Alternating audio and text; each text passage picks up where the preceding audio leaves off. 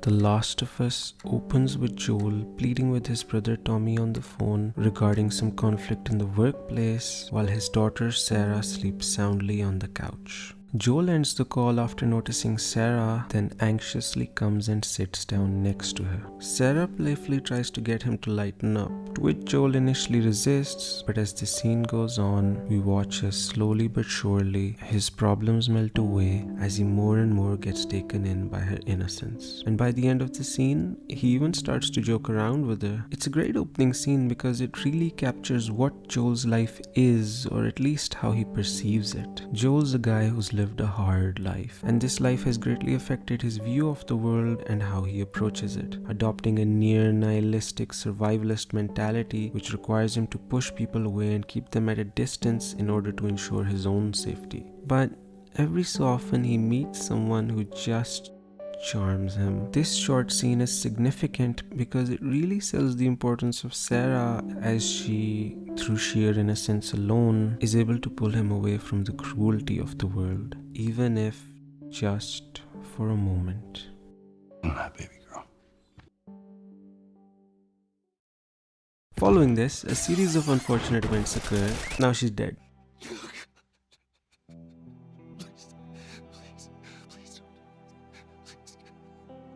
This is also an important scene. But rather than focusing on the scene itself, I think it'd be more interesting to first look into what happened during the filming of it.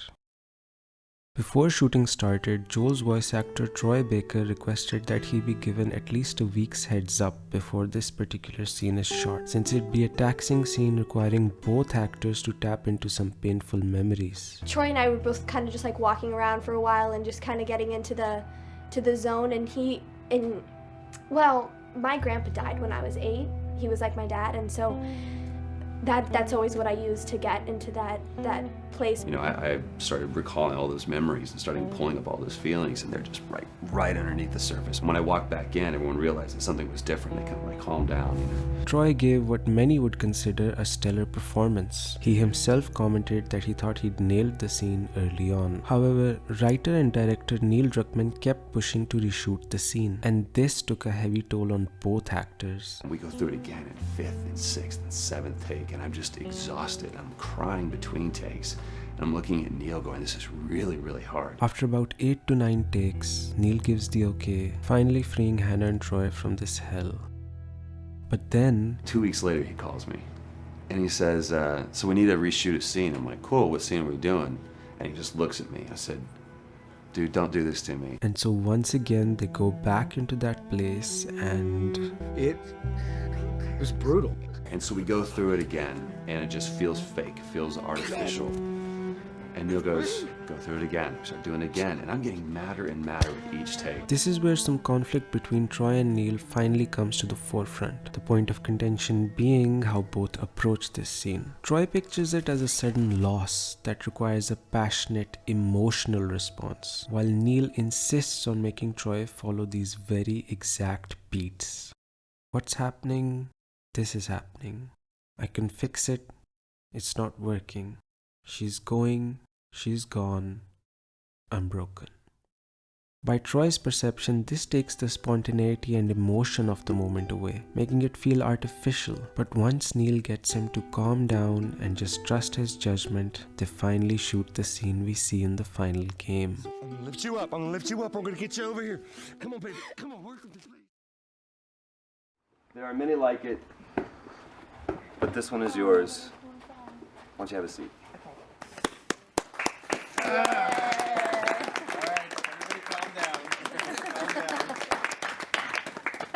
Thanks, guys.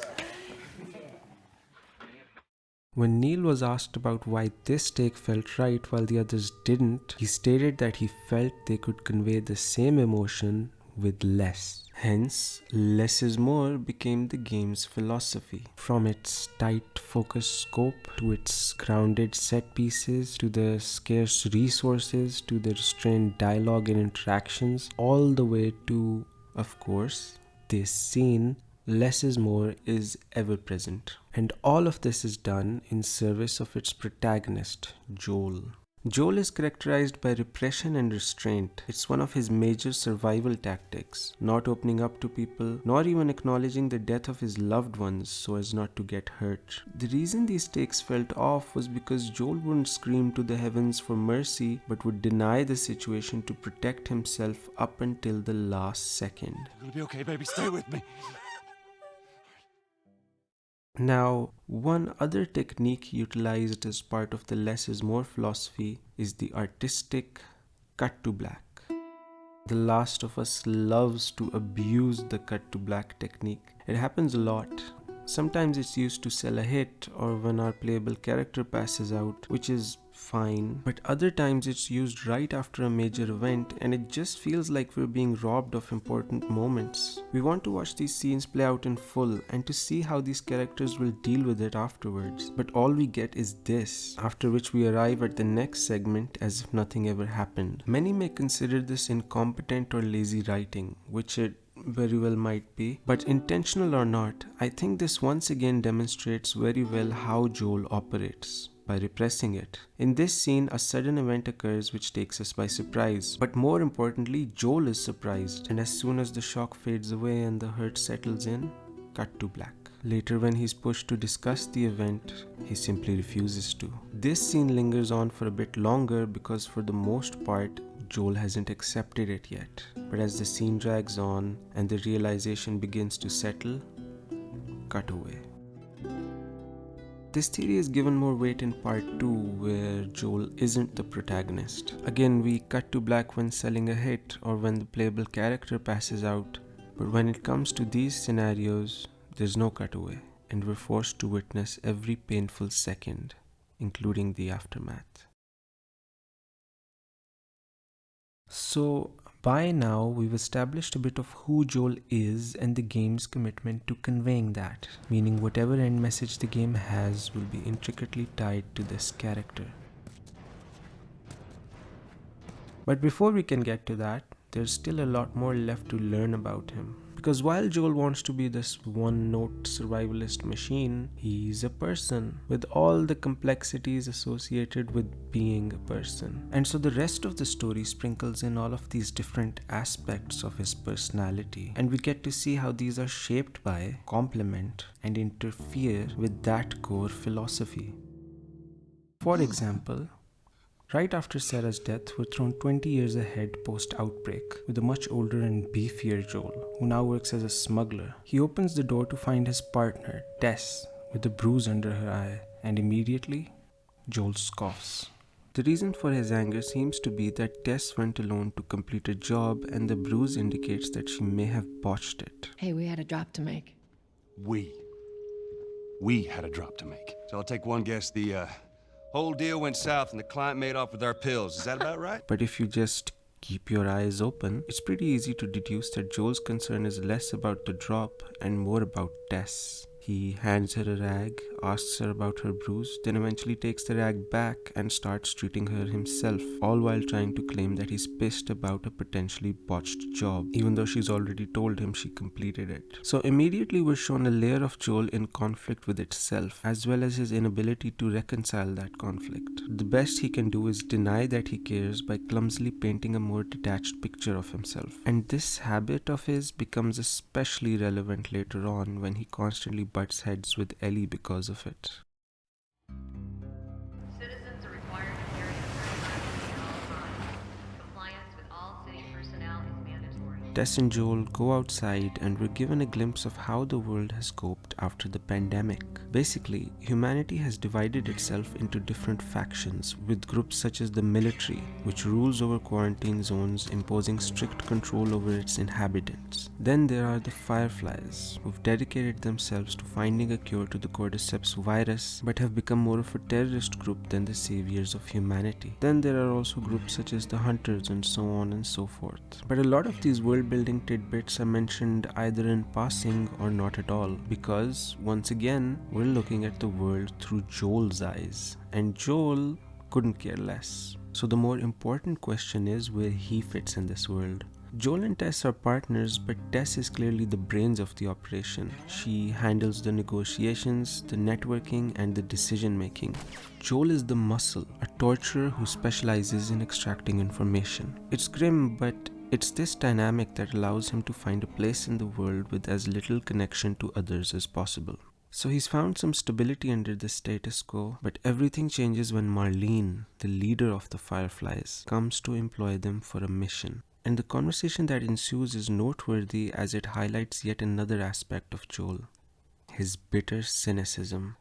There's history between these three. Tess and Marlene are more standoffish, but Joel has no problem getting right in Marlene's face. Well, I hear the military's been wiping you guys out. Joel justifies his selfish actions through a firm belief that only he knows the cruelty of the world, and anyone who believes otherwise is just a naive fool. He has a bone to pick with Marlene in particular because she's lured his loved ones away from him by imbuing them with some kind of false hope. Tommy at some point years ago left Joel and along with Tess went to join the Fireflies, though both eventually lost hope after spending years working in a militia group attacking others with nothing to show for it. Tess decided to partner up with Joel and adhered to his way of life, while Tommy left on his own adventure, still searching for his happy ending. Now Marlene stands beaten and bruised in front of Joel, with her group on its last legs, and he has no problem mocking her for it. In this clash of ideals, Joel is the clear winner, and Marlene has no answer to give. Right about that. She does have one last trump card though, in the form of Ellie, a girl immune to the virus. They're tasked to get Ellie to the Fireflies so they can extract the cure from her.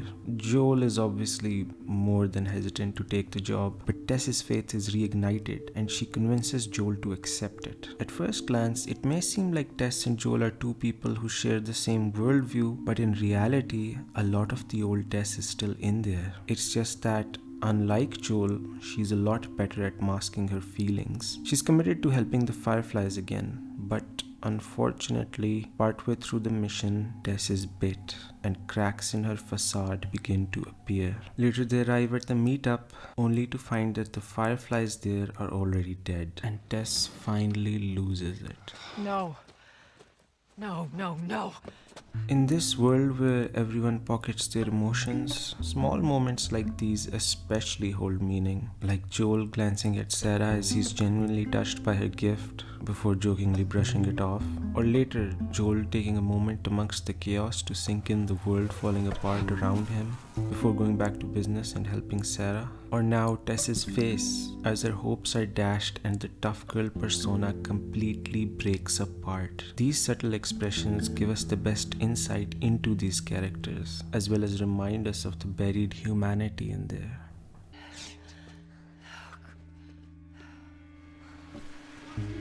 With little time left, Tess begs Joel to see this through, practically making him swear on their relationship that he will. Maybe Tess abandoned the concept of being good a long time ago. Even now, she can only manipulate Joel into doing something he's vehemently against. But by sending them on this journey, and by using her final moments to buy them time to escape, she's at least earned herself a hero's death.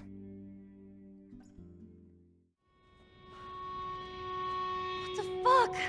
I can't believe we did that! Stop. With Joel now having accepted the mission, the game starts proper and we see how these characters and their relationship develop throughout the game. It's also from here that we get The Last of Us's pretty interesting take on love. It posits that a person's love isn't universal, but is instead limited to their own unique us, which would be people whom they've grown fond of and have sworn to protect. Throughout Joel and Ellie's journey, they meet people with their own us, and we see how this affects Joel. First they meet Bill, a guy who's barricaded himself in a small town laid with bombs and traps to keep outsiders away. Bill's us is himself. He's paranoid, neurotic, and distrustful, an even more bottled up version of Joel. This attitude of his causes him to push people away, including a former lover, whom we later discover committed suicide after getting bit. What, you know this guy or something? Frank. Who the hell's Frank? He was my partner. Even in this situation, Bill tries to drown out his emotions with a clinical examination of the body, but his pain is clear to see. Frank's final words in his letter to Bill are scathing. He writes that he always hated him, his lifestyle, his stubborn attitude, and ends the letter saying he'd rather die than spend another day with him. It's a pretty damning note, but looking past that, you also get a sense of where things went wrong. Throughout the chapter, Bill kept pestering Joel about Tess, failing to pick up that something major had happened. So, you didn't answer my question about Tess. Yeah, I thought the two of you were inseparable. She's busy. Sure, busy. How in the hell is Tess okay with this suicide mission? Actually, her idea. Really? Well, the broad's not as smart as I thought she was. This eventually builds and builds until it explodes in this moment. And furthermore, tell Tess that she can take this job. Don't you bring Tess into this! Shove it right up. Bill's too stuck in his own ways to even comprehend what the other person's feeling. Frank must have spent a long time trying and failing to communicate why he wanted to leave this small town and live for something more. It's a story that almost exactly mirrors Tommy and Joel's. Took care. That's what you call it? I got nothing but nightmares from those years. You survived because of me. It wasn't worth it. Frank too eventually left on his own, but his adventure was cut prematurely, hence this emotionally charged letter. Maybe he wrote the letter out of a genuine hatred for Bill. Maybe he wrote it in bitterness for not having achieved his dreams. Or maybe it was out of embarrassment for proving Bill right about why he shouldn't leave the town. In whatever case, there was still somewhat this one final attempt made to reach out to him. Some hope to be understood, but when you do hand the letter over to Bill, he scrunches it up and tosses it to the side in despair.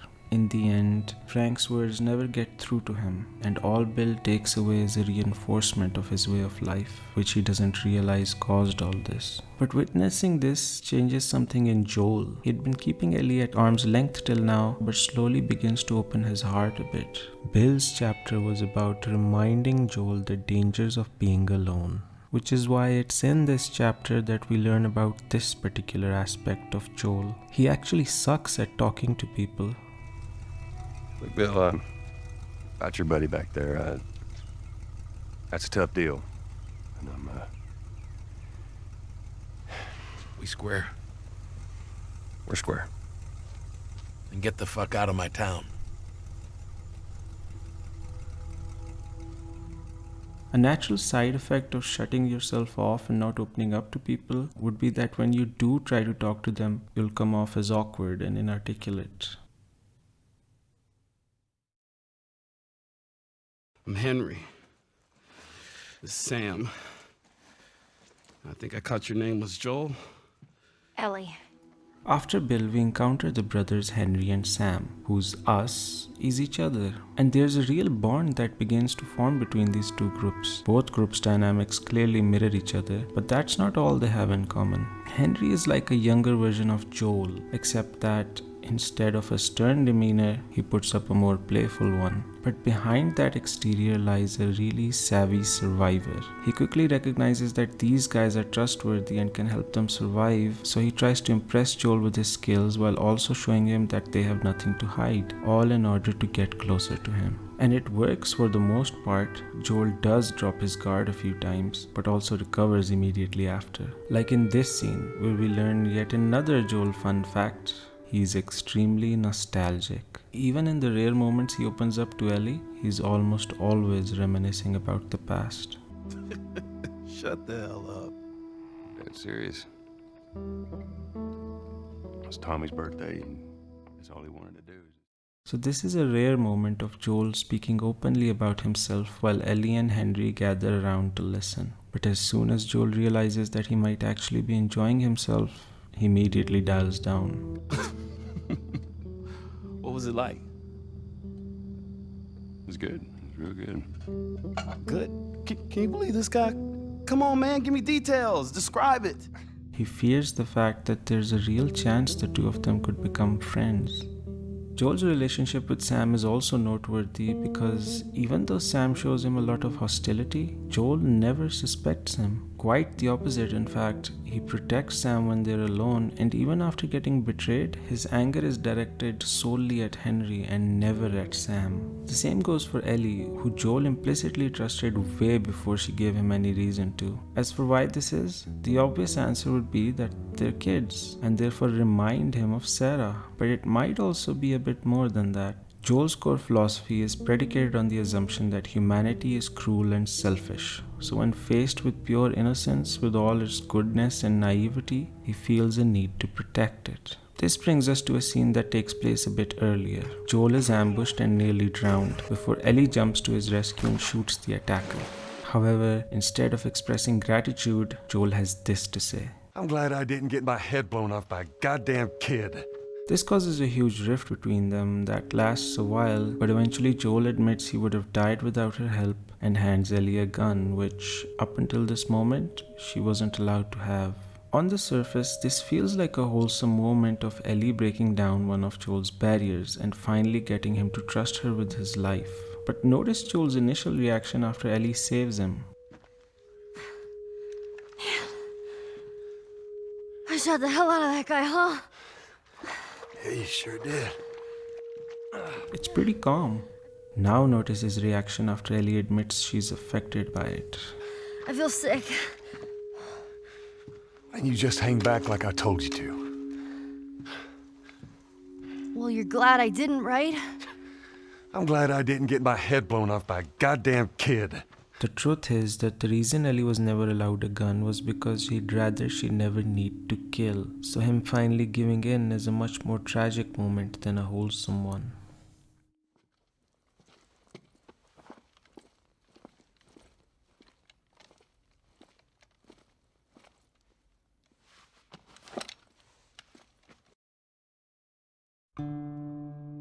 So this chapter places a ton of focus on relationships, and it showed us that through all the distrust, falling outs and misunderstandings, somehow Henry, Sam, Joel and Ellie finally seem to have formed a team by the end of it.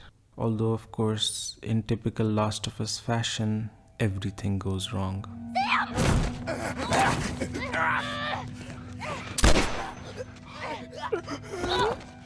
You alright? Sam. Henry? I'm gonna get that gun from you, okay? Oh, okay, easy. It's your fault. This is nobody's fault, Henry. It's all your fault. Henry! Henry, no! This chapter was about reminding Joel the dangers of opening up, and it affects him so much so that he now resolves to get rid of Ellie.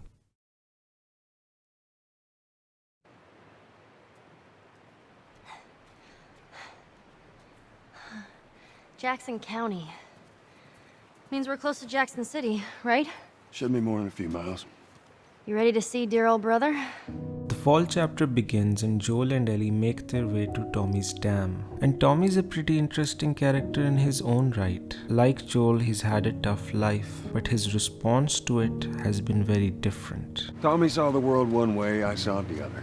Tommy's been chasing some kind of hope throughout his life. During the outbreak, he kept putting himself on the line in order to get his brother and niece to safety, only for their own to then turn on them. He spent the next few years with the only family he had left, but he couldn't accept Joel's way of fighting for meaningless survival. Instead, he tried to save the world by joining Marlene and the Fireflies, but time and again found their methods extreme and their promises empty. Each time, Tommy's simple idealistic pursuit was put down by much more complex and darker forces at play. And with this final avenue coming up false, you'd expect him to finally accept Joel's cynicism. Except his perseverance does pay off, and he finds that hope in his own us, a wife and community to protect. And even though he greatly resented Joel for what he put him through, I believe his last words to me were, I don't ever want to see your goddamn face again. when they do meet,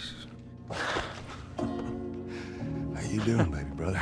all is forgiven. In the world of The Last of Us, Tommy is the kindest soul. Tommy welcomes Joel and Ellie with open arms, shows them around the dam, and comments on how they may finally find some sort of redemption here. Hey, they're good men. This place gives them a second chance. Gives us all a second chance. Joel plays nice throughout until they're alone, where he finally asks him to take Ellie to the Fireflies. When Tommy refuses, he quickly turns sour, mocks his community, Have Maria get some of your born-again friends to do it. and attempts to strong-arm him to take Ellie. Tommy's body language throughout is stiff, like he's trying to put up a strong front against his big brother for just long enough till he can get out of there. But then... This is the darkest we've seen Joel until now, and it highlights that while his love is great, it can also be overbearing and selfish. Tommy maintains his hard stance on not taking Ellie, believing this is Joel just not wanting to be burdened with some kid. But later when he sees him with Ellie, he realizes that that isn't it. Instead, this is Joel once again looking to him to help alleviate his pain. Understanding that Joel doesn't want to go through that again, he accepts. The only problem now remaining is convincing Ellie. The conversation starts off relatively light as Joel, just like with Tess before and just like with Ellie in the chapter prior, attempts to mask his true intentions. This time by telling Ellie that he's leaving her to Tommy because he's the more competent one. But this time Ellie's having none of it. Stop with the bullshit. What are you so afraid of? She tries to get to the heart of the issue, but Joel stubbornly sticks to his narrative. Looks like simply calling his bluff won't work, so in her desperation to reach out, she drags his reasons out in the open. Not her, you know. What? Maria told me about Sarah. Ellie? And You are treading on some mighty thin ice here.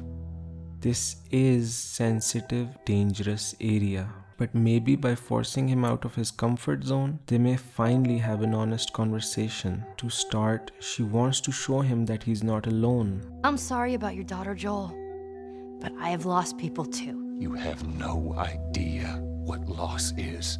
This statement hurts Ellie. It devalues the people and relationships she's had. She's angry. Even so, she can't allow him to make her drift away from the real issue at hand here. So in a mix of frustration at his general stubbornness and in a rage at what he just said, she lets out a small line defending her relationships, then brings the focus right back on Joel.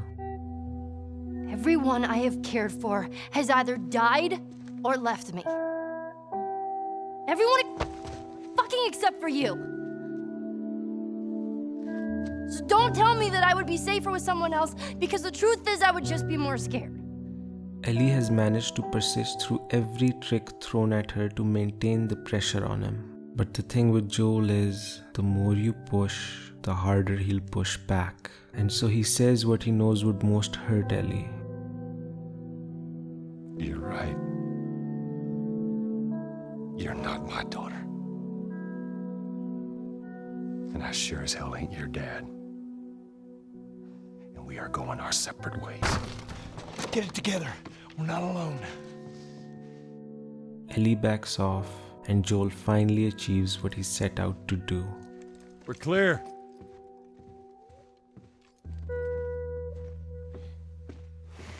Though on the ride back with the two of them, he gets a moment to contemplate what this means. He's essentially hurt the two people he loves most in the world and forced them into going on an incredibly dangerous mission together. And so in a last-minute change of heart, he finally decides to commit himself to Ellie. This is essentially the end of the story we've experienced till now, with Joel finally accepting his feelings for Ellie. And so now it's time to flip everything over in the university.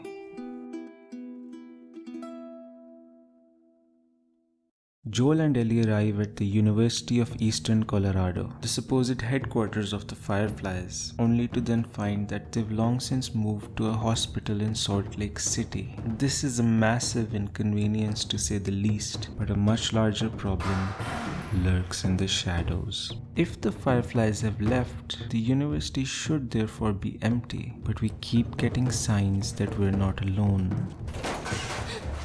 Shit. So it's Probably clickers, right? No, clickers don't hide. We then encounter men who would later turn out to be from David's group, and they attack Joel and Ellie, who are now overwhelmed and have to make a quick dash towards the exit. And it's in this scuffle that we get the best sequence in the whole game. Joel is jumped by one of the attackers, and in the ensuing tussle, the ledge gives way and he lands and gets impaled by some rebar. In pain and losing consciousness, he calls on Ellie to help pull him out.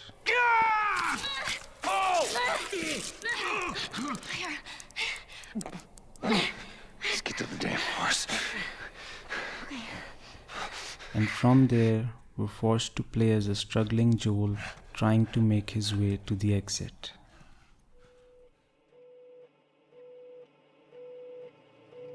Playing through the previous chapters, it becomes abundantly clear that in order to survive here, people have to either shut down and close themselves off entirely or align themselves with a much larger group. And those who do neither don't make it for very long. So there are questions to be asked about how Joel has been able to survive this long without fully committing to either. Even now, he's been on this dangerous cross-country mission doing most of the heavy lifting, and it's not like he hasn't had any close calls, but he always manages to make it out alive. How? Sure, he's a big strong man and a capable survivor, but there are also a lot of other big strong men and women in the world of The Last of Us. What makes Joel a cut above them?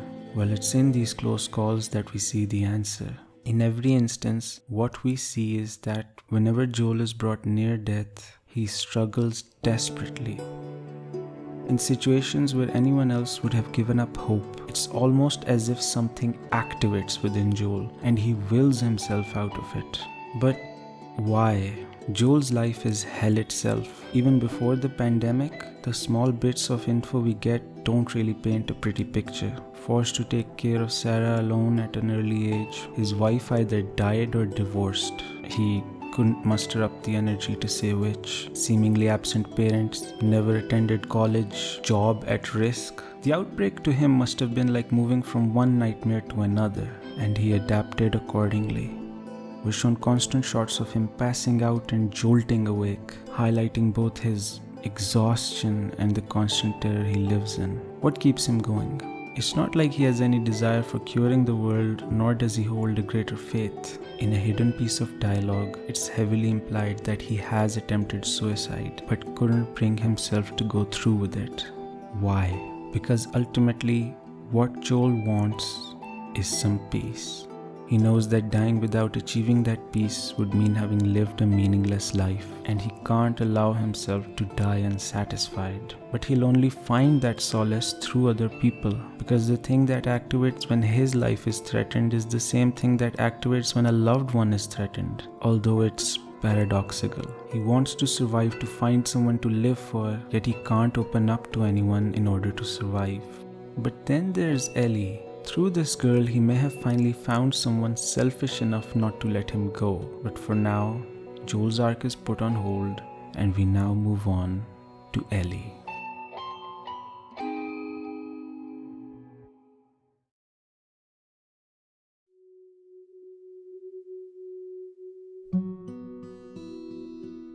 Naughty Dog were very evil when it came to crafting Ellie. They've stated multiple times that the success or failure of this game rested greatly on the player's relationship with Ellie, and so they designed her in a way to make us fall in love with her. Her young, bubbly character design is juxtaposed heavily with the older, more rugged inhabitants of the world. She's weak and innocent enough to make us want to protect her, but also spunky and cool enough so she doesn't get too annoyingly helpless. Add on to that a caring but blunt and straightforward personality so she can help us navigate through our emotional troubles. She's a bit too perfect. A manic pixie dream girl, but instead of a love interest, she's a daughter figure. At one point they even do the whole "I'm not like other girls" shtick.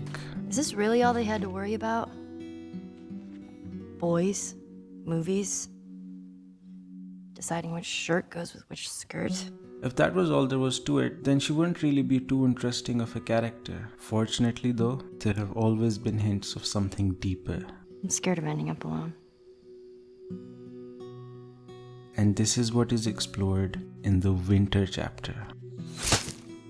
Ellie has this tendency of clinging to people and becoming dependent on them. First with her childhood crush Riley, then with Marlene, and now with Joel.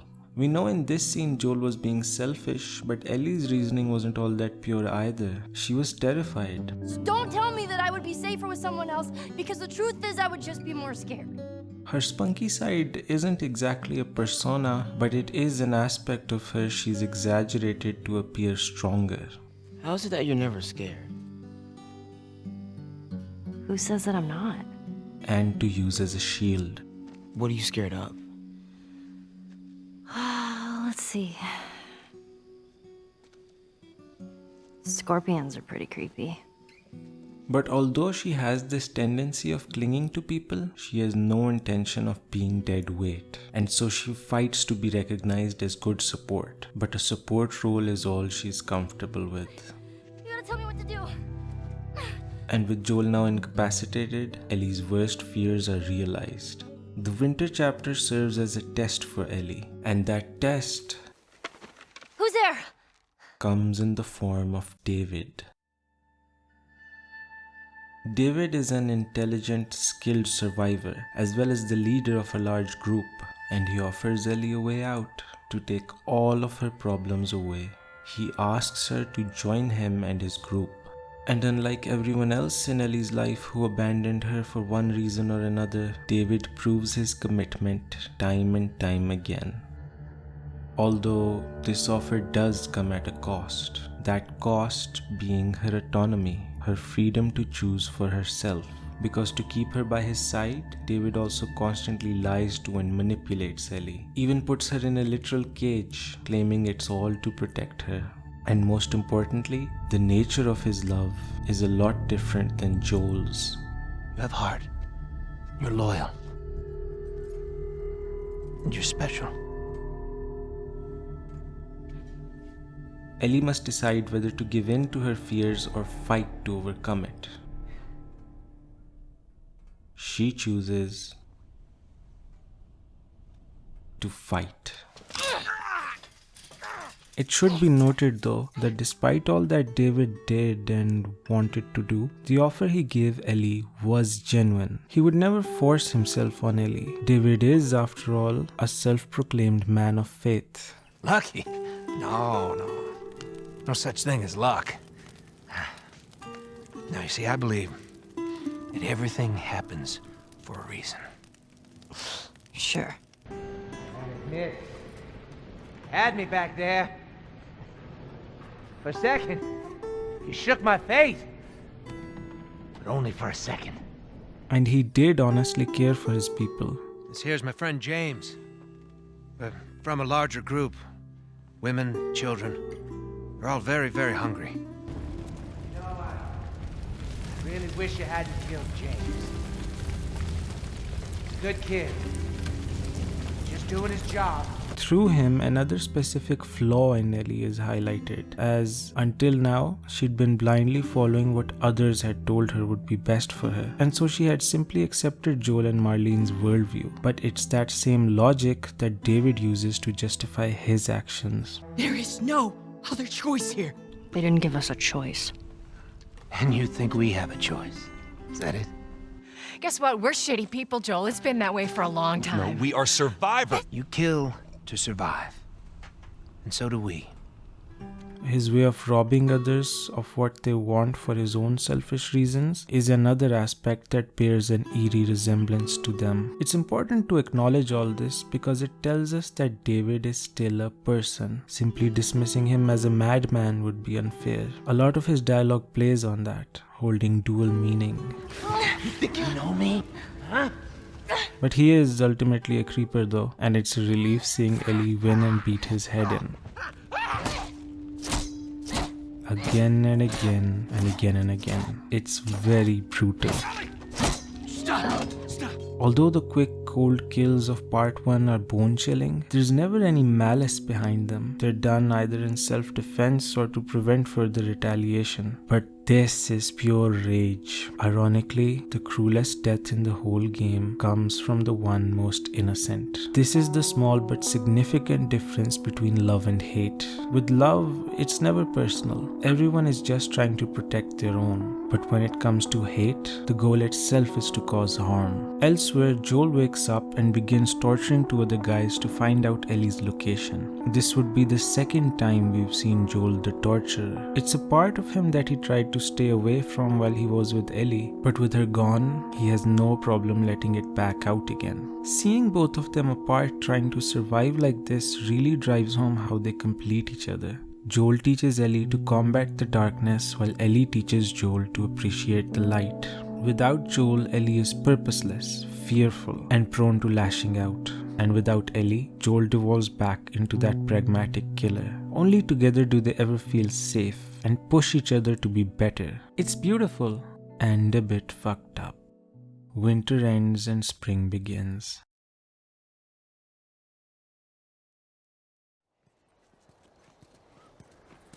You feel that breeze, huh? I tell you, on a day like this, I just sit on my porch, pick away my six string. Yeah, once we're done with this whole thing, I'm gonna teach you how to play guitar. Yeah, I reckon you'd really like that. What do you say, huh?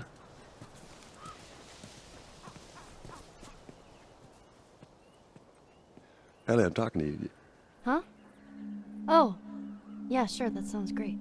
After the events of the previous chapter, Joel and Ellie are in two different worlds right now. Ellie helped Joel get to safety and spent weeks trying to nurse him back to health. After being shown so much love, he's completely opened up to her. And it's really awkward actually. Neither we nor Joel are used to him talking so much, and he mostly just reminisces about the old days. Still, it's nice to see him going on like this, as it shows how desperate he was to find someone he could open up to. Ellie, on the other hand, has had to go through a deeply traumatic experience, one that also made her greatly question her beliefs. These questions are still playing in her mind right now, as she begins to worry about who she is and what is about to happen in that hospital. This creates some distance between the two.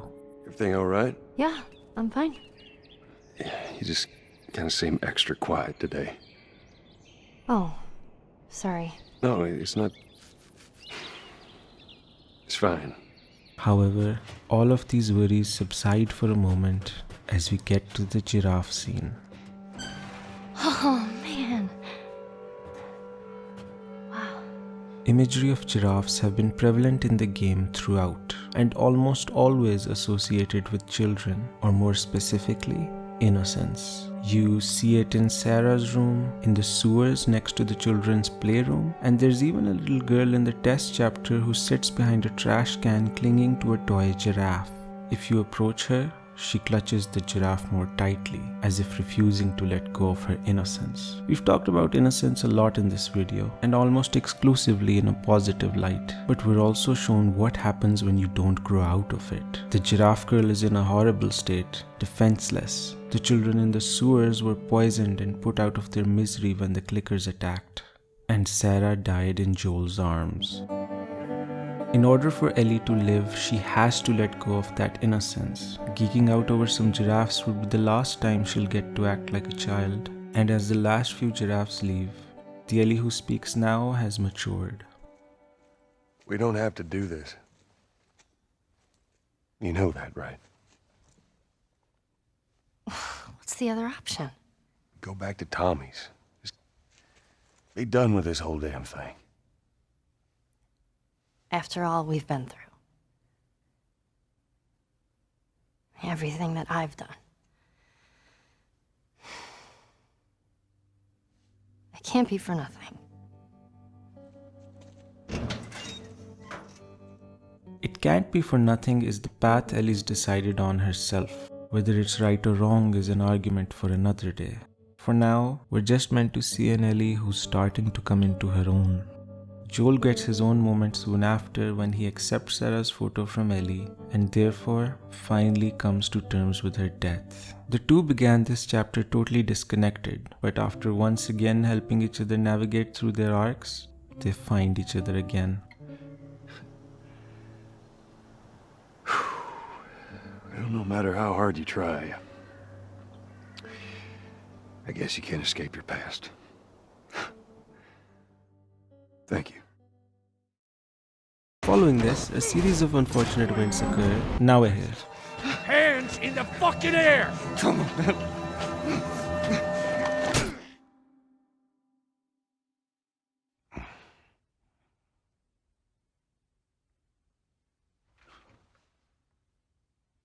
Welcome to the Fireflies.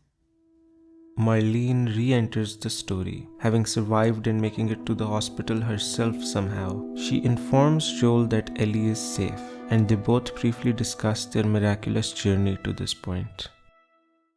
In this adventure, we met a lot of people, each with their own stories and their own struggles, but all of them in some significant way acted as foils to Joel. And now we're reunited with Marlene, who is by far Joel's most important foil.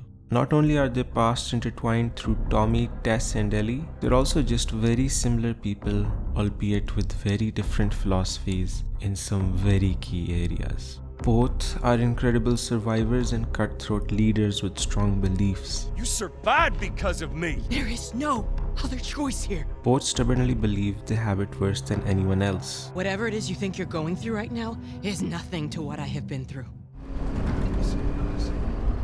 But the difference is that Marlene is an idealist, while Joel is not. Marlene's us is all of mankind, while Joel's is just one girl. And lastly, So you were gonna show me where's... Marlene is willing to hurt her us for her idea of the greater good. And so she tells Joel that Ellie must be sacrificed in order to get the cure. Joel would never accept this, and so he... Sweet Jesus. Doctor? What are you doing? puts a stop to it, killing everyone in the hospital, including Marlene. Joel escapes with Ellie.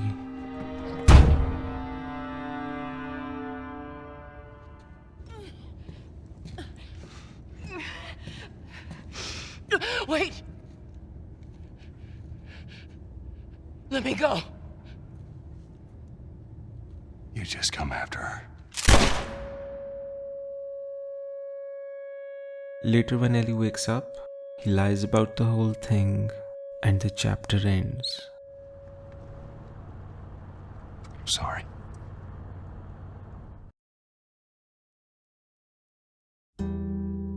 The events of the hospital have been discussed to death, with many different opinions on who was right and who was wrong. But what most people agree on, though, is that this is a story about the trolley problem. Is it better to let one girl die, or to Molotov cocktail 3 others? As you can imagine, it's a deep ethical question with no right answers.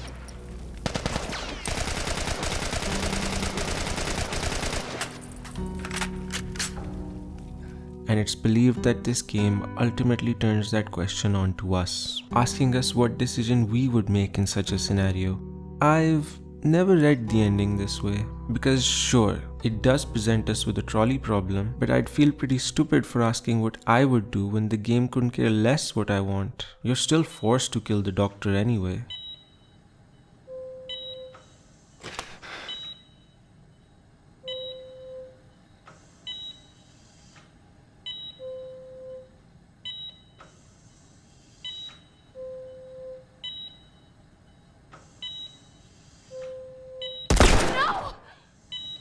You fucking animal!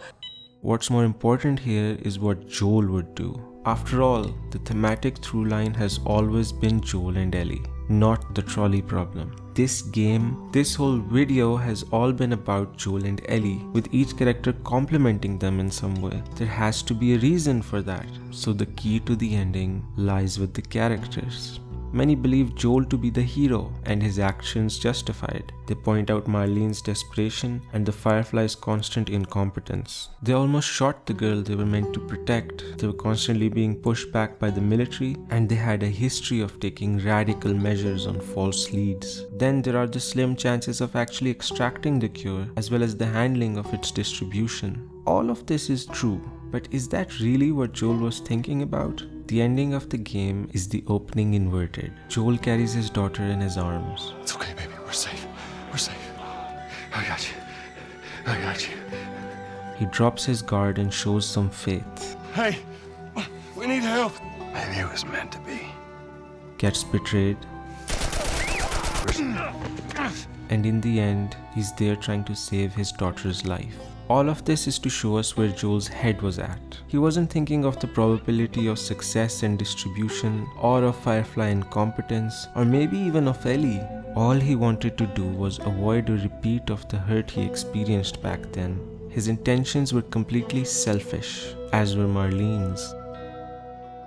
This is where some have proposed a third option. Both Joel and Marlene were wrong. Ellie should have been given the choice of whether she wanted to go through with the surgery or not. And on paper, this seems like the right choice. But once again, the key to the ending lies with the characters.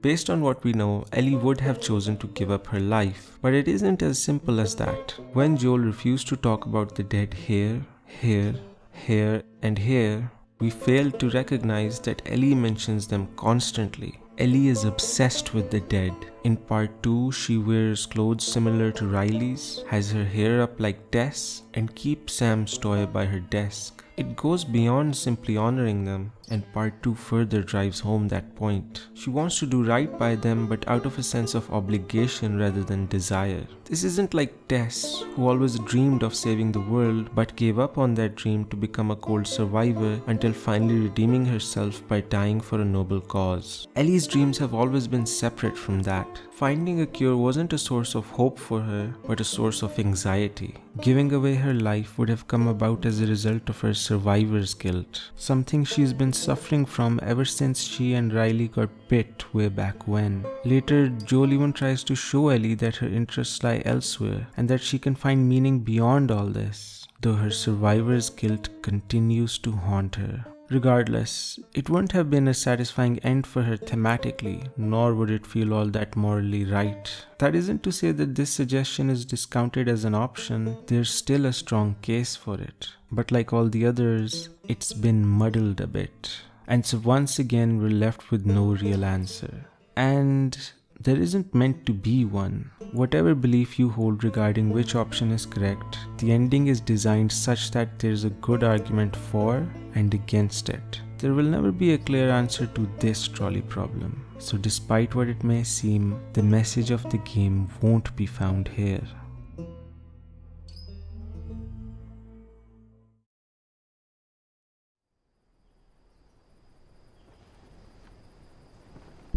We now arrive at the final and shortest chapter in the game, the Epilogue.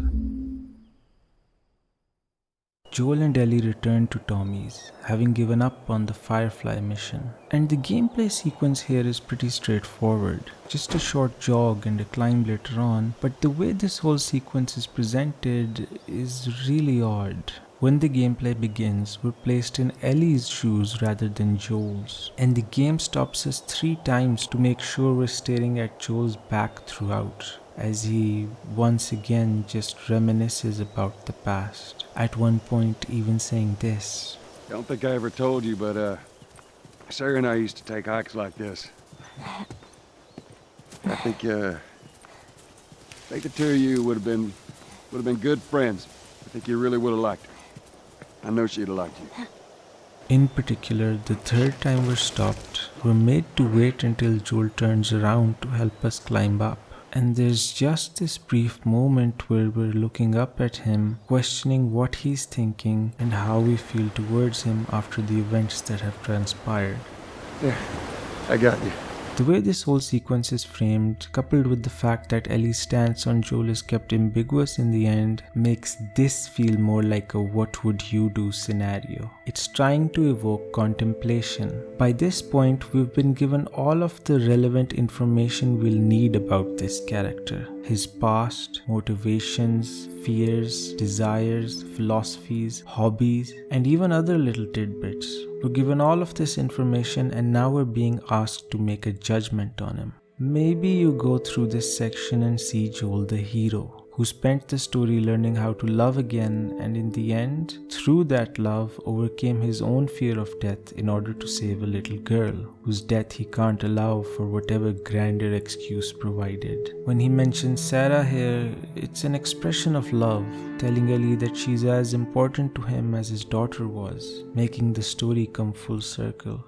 Or maybe you go through this section and you see Joel the villain. We kind of knew that Joel and Ellie aren't really all that special, just two characters whose story we've been following in this vast world. But this is the point where we realize it. Without that filter, Joel kinda just feels like a sad old man, constantly going on and on about the old days and desperate to replace a daughter he once lost. Him mentioning Sarah here might be further evidence that he sees Ellie as a replacement to her.